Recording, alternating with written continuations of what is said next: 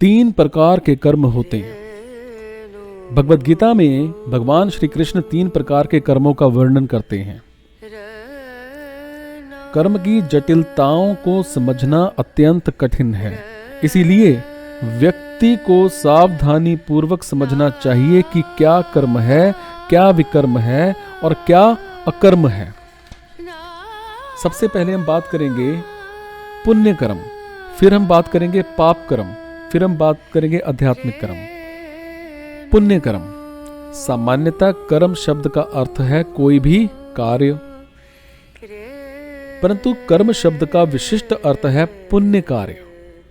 पुण्य उन कार्यों को कहते हैं जिनका वर्णन एक संस्तुति श्री भगवान ने शास्त्रों में की है।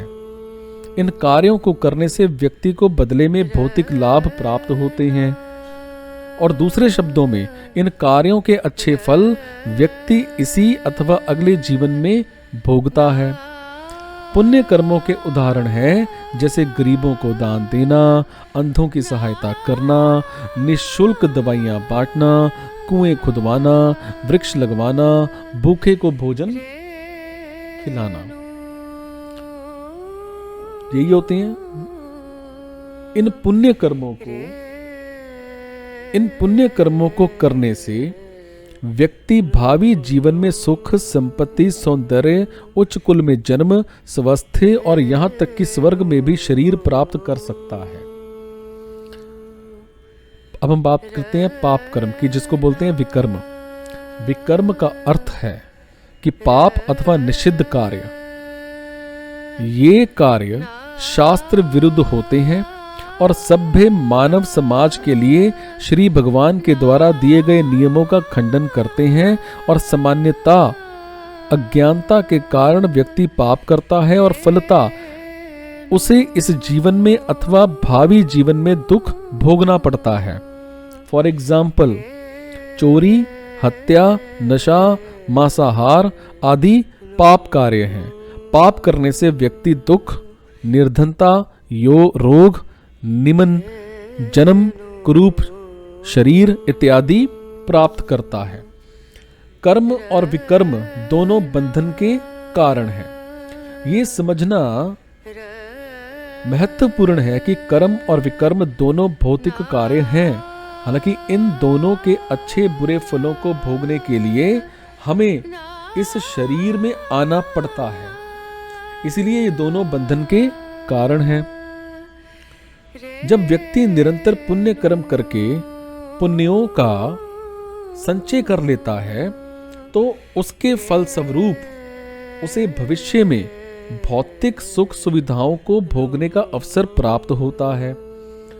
जैसे जैसे वो उन फलों को भोगता है, उसके संचित पुण्य क्षीण होते रहते हैं। समस्त पुण्य क्षीण होने के बाद वो पुनः धरती पर लौट आता है। भगवान श्री कृष्ण कहते हैं, इस प्रकार स्वर्ग लोकों में दीर्घ काल तक असीमित सुख भोगने के बाद जब उनके पुण्य फल क्षीण हो जाते हैं तो वो पुनः इस मृत्यु लोक पर लौट आते हैं। और इस प्रकार जो भी मनुष्य तीन वेदों में वर्णित सिद्धांतों के पालन के द्वारा इंद्रिय भोग की कामना रखते हैं, उन्हें बारंबार जन्म मृत्यु के चक्र में आना पड़ता है। इसे समझने के लिए एक उदाहरण बताते हैं। एक व्यापारी अनेक वर्ष कठोर परिश्रम करके बहुत धन कमा लेता है। तब वो छुट्टियों पर जाकर मौज करने का निश्चय करता है और सैर सपाटा करते हुए वो कठोर परिश्रम के द्वारा कमाया धन खर्च करता है, और कुछ समय में उसका धन समाप्त हो जाता है और फिर पुनः व्यापार में कठोर परिश्रम करने लगता है। इसी प्रकार पुण्य कर्म करने से व्यक्ति को भौतिक सुख मिलता है और कुछ समय पश्चात वो फिर से अपनी मूल स्थिति में लौट आता है। पाप कर्मों के लिए भी ये सिद्धांत है।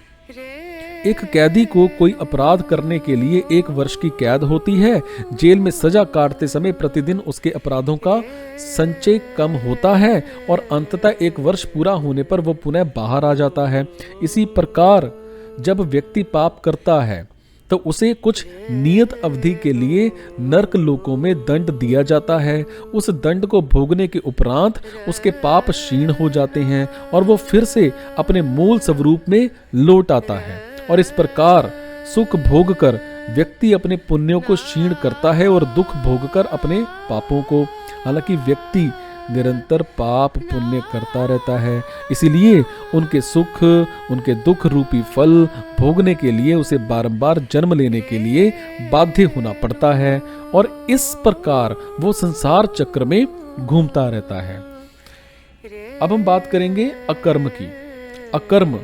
अकर्म का अर्थ है ऐसे कर्म जो कर्म के नियमों से परे हैं, किंतु इसका अर्थ निष्क्रिय होना नहीं है।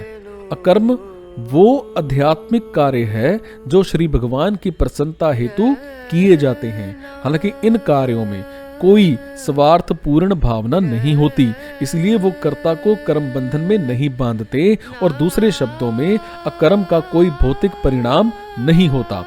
फॉर एग्जाम्पल, श्री भगवान के नामों का कीर्तन, उनकी पूजा करना, उनकी सेवा और भक्ति के दूसरे काम। अकर्म के द्वारा व्यक्ति भगवत भक्ति, सांसारिक कार्यों से विरक्ति और पवित्रता विकसित करके आध्यात्मिक आनंद प्राप्त करता है।